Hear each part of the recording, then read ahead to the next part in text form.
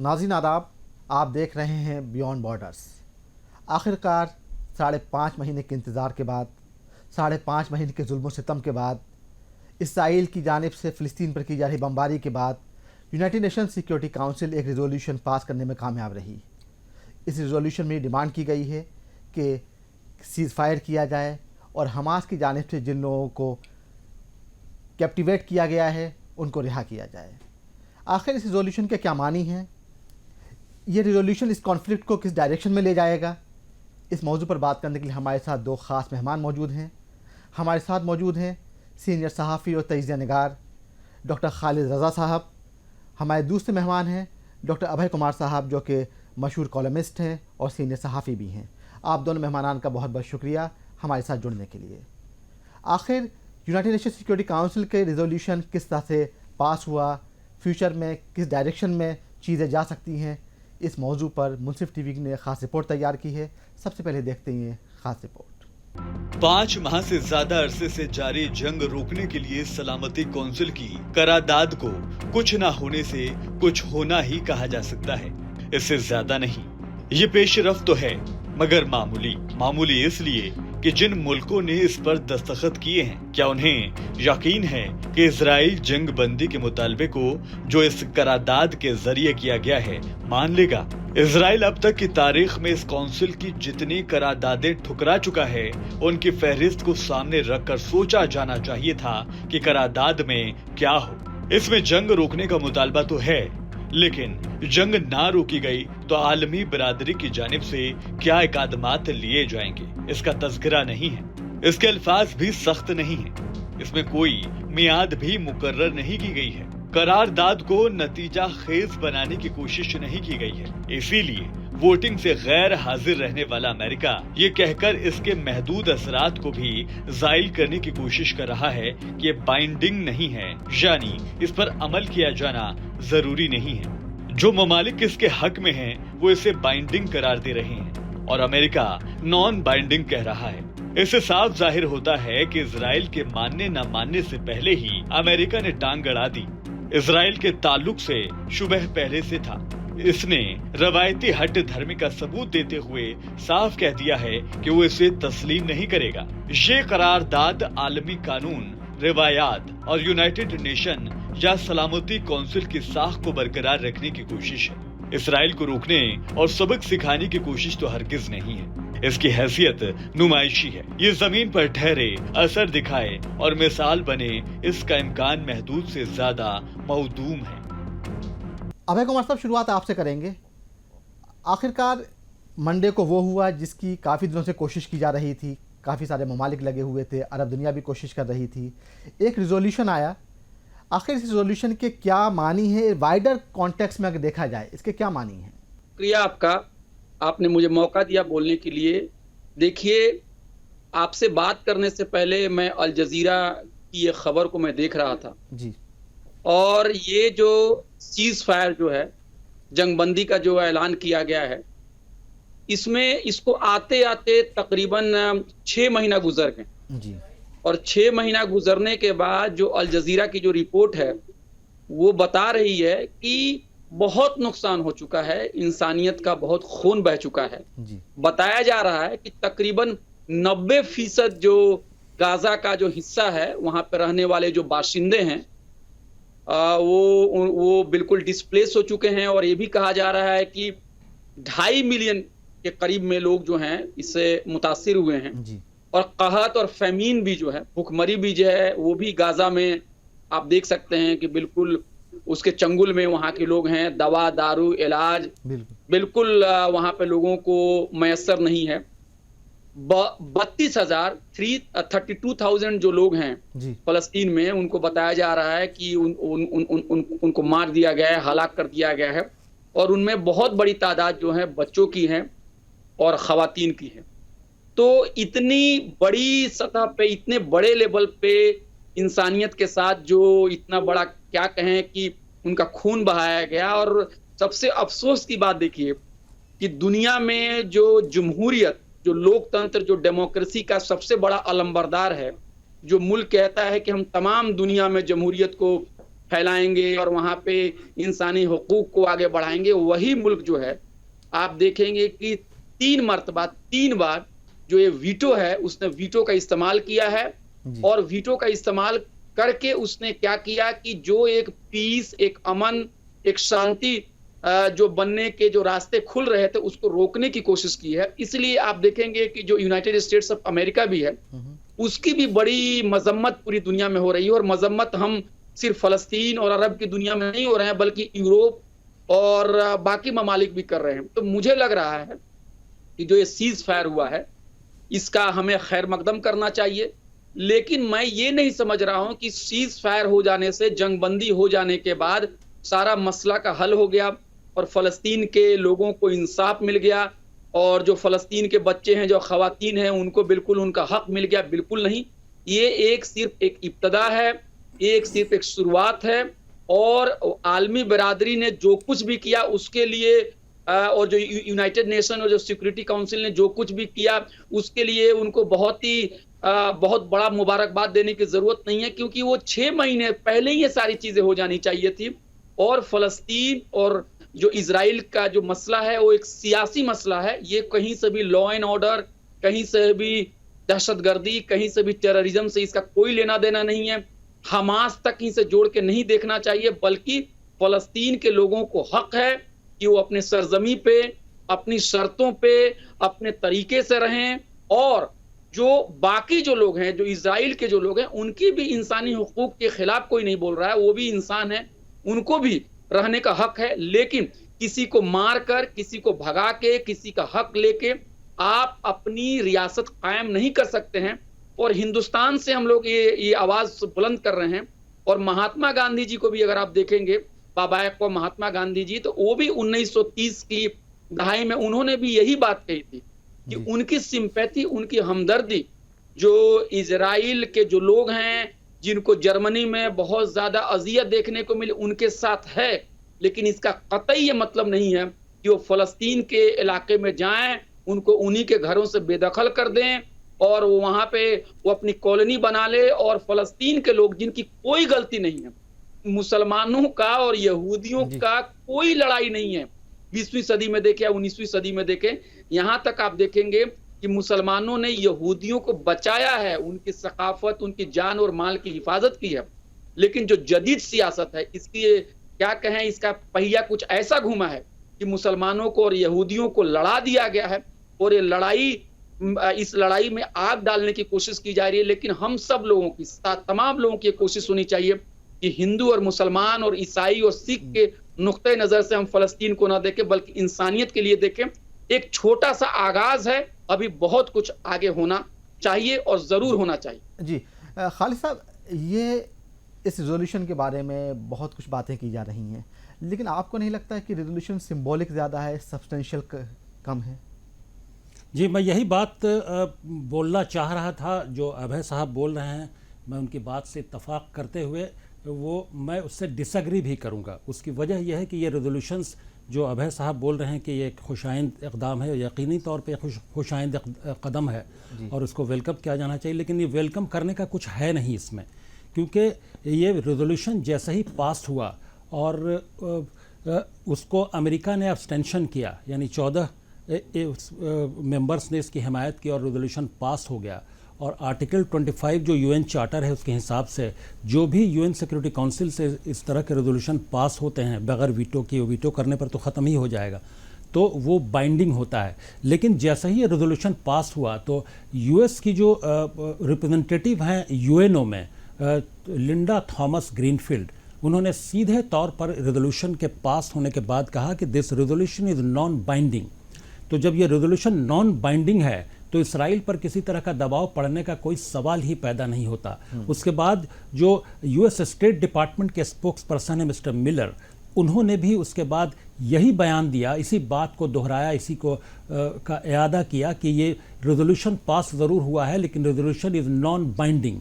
तो इसको डाइल्यूट करने की कोशिश की जा रही है। एक तरफ अमेरिका यूएनओ में अपने आप को इंटरनेशनल दबाव में या ये डोमेस्टिक जो पॉलिटिक्स है या जो प्रेसिडेंशियल इलेक्शन हो रहे हैं उसको नज़र में रखते हुए एक अलग स्टैंड लेता है, एब्सटेन करके या अपने आप को दूर करके रेजोल्यूशन से। दूसरी जानिब रेजोल्यूशन के पास होते ही उसको नॉन बाइंडिंग करार देता है, जो यूएन चार्टर के आर्टिकल 25 की खुली खिलाफ वर्जी है और इसराइल को की ऐसी पुष्टपनाही है कि इसराइल की पीठ थपथपाना है, क्योंकि माजी में भी इसराइल हमेशा यूएन जो रेजोल्यूशंस हैं उसको पास होने के बाद उसकी धज्जियां उड़ाता रहा है। ऐसा ही रेजोल्यूशन जो यूएस के एक एब्सटेंशन के बाद 14 मेंबर ने मिलकर पास किया था। अब हालिया दिनों में जो बराक ओबामा के आखिरी दौर में था 2016 के आसपास कि इजराइल जो है फ़िलिस्तीन की सरजमीन पर एक्सपेंशनिस्ट पॉलिसी नहीं अपनाएगा, वो वहाँ पे नई कॉलोनीज़ नहीं बसाएगा। इसके लिए यूएन रेजोल्यूशन पास हुआ, लेकिन इसराइल ने उसकी धज्जियाँ उड़ा दी, जिसको कहते हैं हिंदी में धता बता दिया। और तो ये समझा जा सकता है जब यूएस इस तरह का स्टैंड ले रहा है कि this resolution is non binding, तो इसका हश्र समझा जा सकता है। इसलिए बहुत ज़्यादा खुश होने की ज़रूरत नहीं है कि ये रेजोल्यूशन ये एक उम्मीद की बड़ी किरण है। मुझे लगता है कि जब तक यूएस अपना स्टैंड क्लियर नहीं करेगा, क्योंकि यूएस रेजोल्यूशन को सिर्फ नॉन बाइंडिंग नहीं करार दे रहा है, बल्कि इसके साथ साथ यूएस ने इस बात का अदा किया है कि पूरी तरह से इसराइल के साथ उसकी पॉलिसी में किसी तरह की कोई तब्दीली नहीं आई है। इसराइल को लेकर जो पॉलिसी है और फ़िलिस्तीन के लेकर जो पॉलिसी है उसमें किसी तरह की कोई तब्दीली नहीं आई है।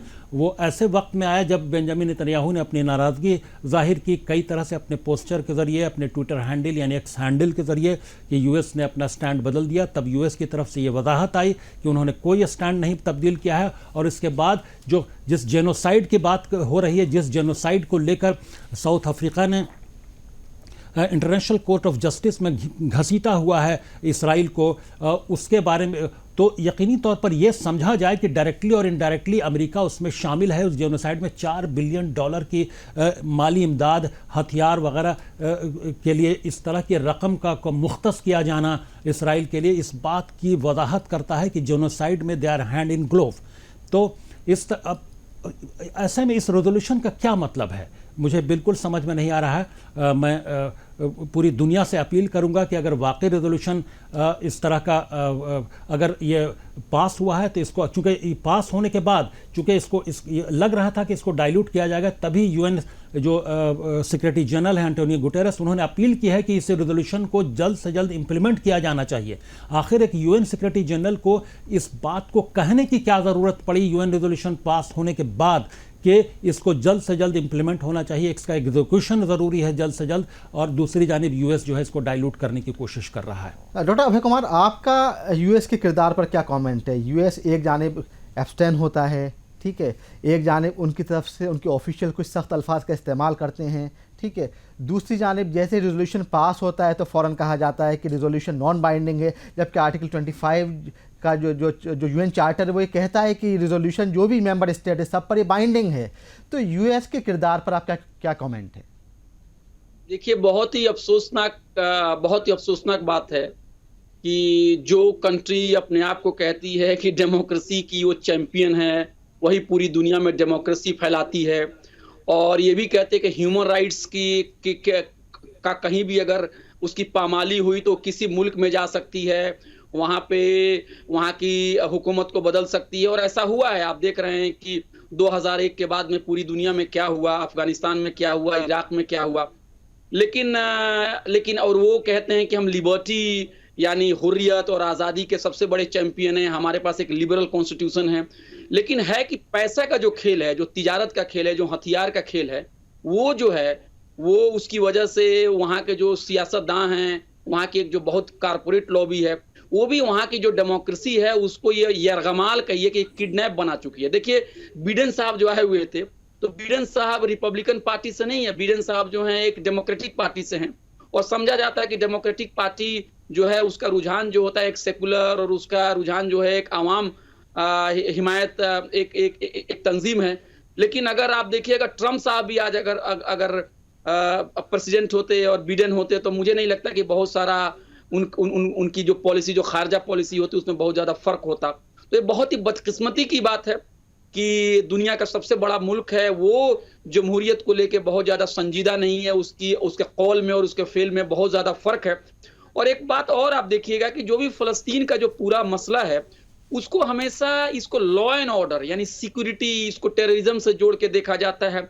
इसको कभी भी सिक्योरिटी और कभी भी इसको कॉलोनियलिज्म जो कहते हैं ना कि नौ आबादियत से जोड़ के इसको नहीं देखा जाता है कि भाई जमीन किसकी है, जमीन पे काबिज कौन हो रहा है, किसको जीने का अधिकार है, किसको जीने के हुकूक को छीन लिया जा रहा है। और हमास को बार बार ये दिखाया जाता है कि हमास एक बहुत ही खतरनाक तंजीम है और हमास जो है वो इंसानियत और आपको क्या कहें हुर्रियत के लिए और आज़ादी के लिए बहुत खतरनाक तंजीम है। लेकिन देखिए इजराइल स्टेट की ताकत को देखिए और हमास को देखिए, अगर आप उसको तौलेंगे तो आप पाएंगे कि जो इजरायली स्टेट की ताकत है वो पहाड़ के बराबर उसकी ताकत है, और जो है उसके सामने एक जो है क्या कहेंगे एक ढेला के बराबर भी हमास नहीं है। तो हमें ये जो पूरा का पूरा जो फलस्तीन का जो मसला है उसको जिस तरह से इस्लामोफोबिक डिस्कोर्स के तहत जो उसको पेश किया जाता है, हमास का एक भूत खड़ा करके जो पेश किया जाता है, यही सबसे बड़ी वजह है। और इसलिए हम क्या कहें कि हमारी जो मीडिया है, हिंदुस्तानी मीडिया है, वहां पर भी एक बहुत बड़ी तादाद में जो बड़े बड़े जो सहाफी हैं, जो मेन स्ट्रीम मीडिया है, जो गोदी मीडिया है, वो भी उसी वेस्टर्न नैरेटिव के मुताबिक ही वही इस्लामोफोबिक नैरेटिव से ही मुतासिर होकर चीजों को सही समत में पेश नहीं करते हैं। और यहाँ तक कि हमारे मुल्क में भी, हमें अपने मुल्क की भी बात करनी चाहिए कि यहाँ पर भी प्रोटेस्ट करने पे, देखिए हमारा मुल्क जो है एक जमहूरी मुल्क है, यहाँ पे प्रोटेस्ट करना, एहतजाज करना, ये हमारे कॉन्स्टिट्यूशन, हमारे आईन का हिस्सा है। लेकिन आप देखें कि बहुत ज्यादा प्रोटेस्ट, बहुत ज्यादा मुजाहरे जो है ना पुलिस ने और हुकूमत और इंतजामिया ने नहीं फलस्तीन के हक में होने दिए, बल्कि जो लोग इजराइल के हक में और इजराइल की जो जारहाना पॉलिसी थी उसके हक में जो प्रोटेस्ट कर रहे थे, उनके हक में जो हिमायत दे रहे हैं, समर्थन दे रहे हैं, उनको उन्होंने फैसिलिटेट किया, उनकी तायीद की। और ये बहुत ही दुख की बात है और हमें लगता है कि ये पूरी जमहूरियत जो है इसके ऊपर बहुत बड़ा सवाल है।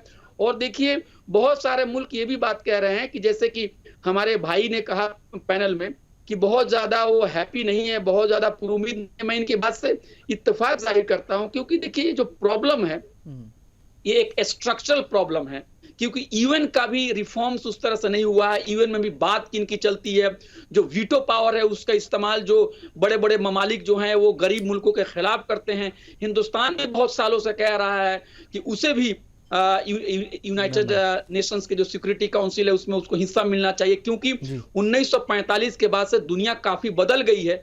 और इंटरनेशनल लेवल पे जब तक जो एक मुआशी ढांचा के बीच में, अगर उस मुआशी ढांचा में अगर हम उसमें अगर हम बदलाव नहीं करते हैं, गरीब मुल्कों को, एशिया के मुल्कों को, अफ्रीका के मुल्कों को, अरब के मुल्कों को उनका वाजिब हक नहीं मिलता है, तो लंबी लड़ाई नहीं जाएगी। अफसोस की बात है कि जिस तरह की बात 1970 और 60 की दहाई में होती थी कि हमें एक तीसरी दुनिया के बीच में इत्तेहाद करनी, वो बातें आज खत्म हो गई हैं या दब गई हैं। और मुझे लगता है कि तमाम जो ममालिक हैं, जो पैसे वाले लोग हैं, उनको लगता है कि एक मुल्क की तरफ अगर अपने किबले को कर लें, उसी की हाँ में रजामंदी हम जाहिर करें तो हमारा मुल्क आगे बढ़ पाएगा। लेकिन ऐसा कभी नहीं होता है। हमें एक बार फिर तीसरी दुनिया की सॉलिडारिटी के बारे में सोचना होगा, तभी हम आगे बढ़ पाएंगे। जी बिल्कुल, UN reform is much needed. Khalid Raza साहब, इज़राइल की हरदर्मी हर कोई जानता है। यूएनएससी ने रेजोल्यूशन पास कर दिया, लेकिन उसकी जानिब से बमबारी अभी भी जारी है। 3 दिन हो गए। क्या लगता है कि यूएनएससी कोई एक्शन ले सकती है? क्या ऑप्शंस अवेलेबल हैं यूएनएससी के पास, या बिल्कुल पॉसिबल ही नहीं है? देखिए, यूएनएससी के पास पॉसिबिलिटी है कि वो एक्शन ले लें। यूएनएससी के पास रेजोल्यूशन चूँकि बाइंडिंग है, जिसको यूएसए डाइल्यूट करने की कोशिश कर रहा है नॉन बाइंडिंग करार देकर, तो कोई भी यूएन रेजोल्यूशन जब पास होता है तो वो इंटरनेशनल लॉ की हैसियत रखता है। जिस तरह तमाम इंटरनेशनल कवानीन की पासदारी, उसका एग्जीक्यूशन तमाम ममालिक के लिए ज़रूरी है, उसी तरह से यूएन रेजोल्यूशन पास होते ही वो इंटरनेशनल लॉ की हैसियत रखता है। तो अगर इंटरनेशनल लॉ का वायलेशन हो रहा है तो यूएनएससी को ये पूरा हक है कि वो फोर्स का इस्तेमाल करे, उस पर सैंक्शन लगाए उस मुल्क पर, तो ये पूरा हक है। और यूएनएससी चाहे तो इसराइल पर सैंक्शन लगा सकता है उसको नहीं मानने की सूरत में, और यूएन और उसके खिलाफ फोर्स का इस्तेमाल कर सकता है। लेकिन इसके लिए जब फिर से यूएन कि बैठेगी यूएनएससी बैठेगी इस एक्शन के लिए, तो फिर उसमें यूएसए उसको वीटो कर देगा, क्योंकि कोई भी सैंक्शन या कोई फोर्स के इस्तेमाल के ख़िलाफ़ अमेरिका तैयार नहीं होगा। लेकिन ये यूएनएससी को पूरा हक है। अब ये कैसे इम्प्लीमेंट होगा यूएनएससी के ज़रिए, यूएनओ के ज़रिए, ये एक बड़ा सवाल है। तभी पूरी दुनिया की तरफ से, दुनिया की एक बड़ी आबादी यूएन के रिलेवेंस पर सवाल उठाती है। ऐसा ही नाजुक मौक़ों पर समझ में आता है कि यूएन की हैसियत क्या है, यूएन का रिलेवेंस क्या रहा गया है आज की दुनिया में। जैसा कि अभय जी ने बताया कि 1945 के बाद दुनिया बहुत बदल चुकी है। तो अब इस दौर में यूएन का क्या रिलेवेंस है, क्या यूएन का इस्तेमाल सिर्फ तमाम दुनिया के बड़े लीडरान, बड़े ममालिक, बड़े इंटरनेशनल डिप्लोमेट्स क्या सिर्फ इसलिए करते हैं कि अपना लीजर टाइम वहाँ गुजारने जाएं और वहाँ चाय पीकर गुफ्तगू करके हंसी दिल लगी करके वो वापस आ जाएं, और यह कभी कभी हीटेड डिबेट नज़र आ जाता है जो भी एक लग्जरी का हिस्सा ही नज़र आता है।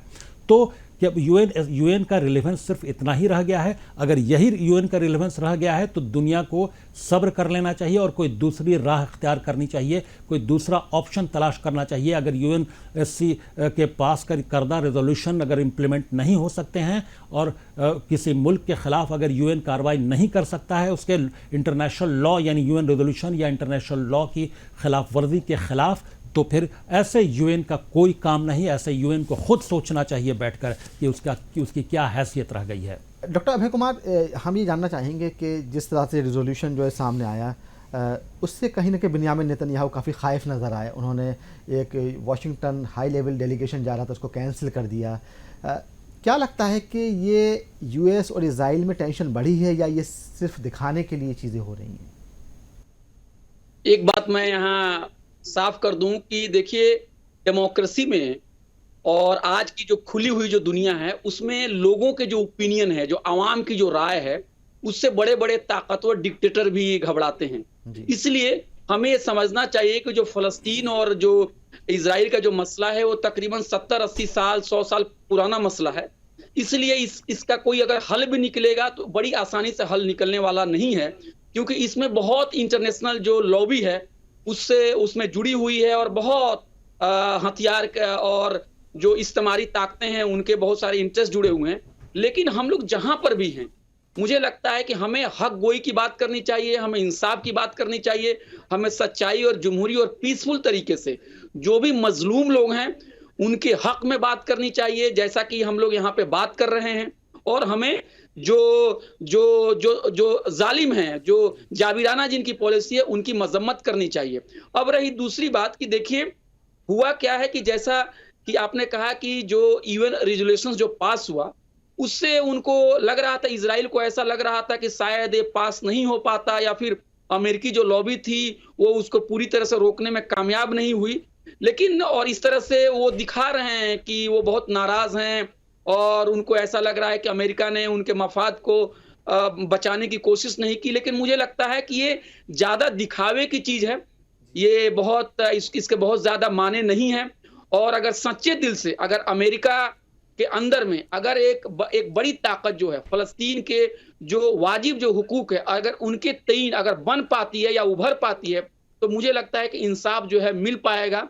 और इस समत में हमें जो भी जमहूरी लोग हैं, जो भी अच्छे लोग हैं, जो अमेरिका में जो लोग हैं, उनके साथ हमें अपनी सॉलिडारिटी को पेश करनी चाहिए। और ये भी हमें कोशिश करनी चाहिए कि जो इजराइल के अंदर में भी लोग, जो लोग फलस्तीन के लोगों के साथ खड़े हुए हैं, जो उनके दर्द को समझ रहे हैं, वो भी हमारे साथ, हमारे भाई हैं, हमारे बहन हैं, उनके साथ भी मिलकर हमारी सॉलिडारिटी हमें पेश करनी चाहिए। हमारी जो सियासत या हमारी जो सोच होनी चाहिए वो किसी के खिलाफ नहीं है। और मैं बार बार कहता हूं कि फलस्तीन का मसला मजहबी नहीं है बल्कि इंसानियत का मसला है। जी खालिद साहब, क्या आपको नहीं लगता है कि इस रेजोल्यूशन की बात से एक यूएन की क्रेडिबिलिटी थोड़ा सा बढ़ी है? क्योंकि कुछ नहीं से कुछ होना तो बेहतर है। बहुत ही मुख्तसर जवाब चाहिएगा। दूसरी चीज़ ये बहुत ही मुख्तसर ये जानना चाहेंगे कि अभी कॉन्फ्लिक्ट किस डायरेक्शन में जाता हुआ दिखाई दे रहा है आपको? जी, क्रेडिबिलिटी की बात जहाँ तक है, देखिए यूएनएससी ने पास ज़रूर कर दिया रेजोल्यूशन, लेकिन क्रेडिबिलिटी अगर इसको एग्जीक्यूट नहीं किया जाता है तो क्रेडिबिलिटी और ख़राब होगी कि रेजोल्यूशन पास होने के बाद इंटरनेशनल लॉ की हैसियत रखने के बाद वो इम्प्लीमेंट नहीं हो पाया, तो इससे क्रेडिबिलिटी और ख़राब होगी। जिस रिलेवेंस की बात होती रही है यूएन के आज के दौर में, उस रिलेवेंस पर फिर सवालिया निशान खड़े होंगे। अब सवाल यह होता है कि किस डायरेक्शन में जा रहा है ये कॉन्फ्लिक्ट। तो अगर यूएन रेजोल्यूशन की बात करें तो यूएन रेजोल्यूशन के बाद अमेरिका और जो इसराइल का रिएक्शन था, दोनों के अपने अपने डोमेस्टिक पॉलिटिक्स, जो डोमेस्टिक कंस्टिट्यूंसी है उसको भी एड्रेस करने की बात थी। अभी अमेरिका में इलेक्शन है, उस हिसाब से जो अमेरिकी हुकूमत ने अपना फैसला लिया और जो नाराज़गी जाहिर की बेंजामिन नेतन्याहू ने, वो अपनी जो डोमेस्टिक कंस्टिट्यूंसी है उसको भी एड्रेस करके उसको सेटिस्फाई करने की कोशिश कर रहे थे, नाराज़गी जाहिर करके। अब सवाल यह है कि किस डायरेक्शन में जा रहा है। तो ये डायरेक्शन लेस हो चुका है, पूरी तरह इसराइल हावी है और कत्ल गारतगिरी का सिलसिला वैसे ही जारी है जो मुसलसल पिछले 5-6 महीने से जारी है। और रफ़ा बॉर्डर पर लोग जब इमदादी सामान लेने जा रहे हैं उस पर मुसलसल बमबारी हो रही है, मासूम निहत्थे लोगों पर। वो सिलसिला आज भी जारी है, अब भी जारी है। जब हम लोग यहाँ गुफ्तगू कर रहे हैं, यूएन रेजोल्यूशन पास हो चुका है, तो अब समझा जा सकता है कि ये किस डायरेक्शन में जा रहा है। इसराइल को इससे कोई फ़र्क नहीं पड़ता कि यूएन कोई रेजोल्यूशन पास करे या न करे। इसराइल को करना वही है जो इसराइल चाहता है, इसराइल की हठधर्मी है, इसराइल वही करेगा और अमेरिका उसकी पुष्टपनाही चाहे अनचाहे उसको करता रहेगा। बहुत शुक्रिया डॉक्टर खालिद रज़ा साहब, बहुत शुक्रिया डॉक्टर अभय कुमार साहब हमसे जुड़ने के लिए, अपना पॉइंट ऑफ व्यू पेश करने के लिए। यूनाइटेड नेशन सिक्योरिटी काउंसिल की जानिब से रेजोल्यूशन पास ज़रूर किया गया है, लेकिन अहम सवाल उसके इम्प्लीमेंटेशन पर खड़ा होता है, क्योंकि जो यूएन चार्टर का आर्टिकल 25 है वो उसमें कहा गया है कि जो भी रेजोल्यूशन यूएनएससी की जानिब से पेश किया जाएगा, पास किया जाएगा, वो बाइंडिंग रहेगा तमाम मेंबर स्टेट पर, लेकिन उसको डाइल्यूट करने की कोशिश की जा रही है। इसी के साथ ही आज का बुलेटिन इख्तिताम पजीर होता है। इजाज़त दीजिए, आदाब।